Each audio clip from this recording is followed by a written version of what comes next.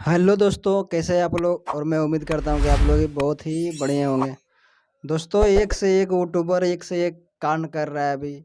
एक YouTube channel है जो इंडिया न्यूज का नाम से है, जो बहुत बड़ा यूट्यूब चैनल है। इसका 1 मिलियन से प्लस सब्सक्राइबर है। दोस्तों, आप लोग देख सकते हैं स्क्रीन पे इस तरह से थंबनेल लगा के ये लोग बदनाम कर रहे हैं आकांक्षा दुबे को और समर सिंह को।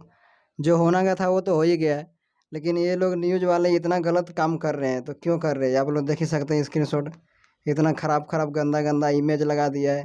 ये एडिट किया हुआ फोटो, ओरिजिनल फोटो तो है ही नहीं। अगर इतना ही आप लोग इन लोग का थी है तो जाके मतलब कुछ सहायता कर सकते हैं।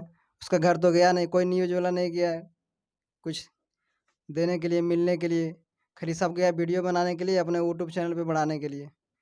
और ये सब वीडियो जो है ना, हमारे जो बिहार के हैं अच्छे अच्छे नेताओं, हम तो नाम नहीं लेंगे दोस्तों, उसको ये सब नहीं दिखेगा। उसको दिखेगा मनीष कश्यप का वीडियो।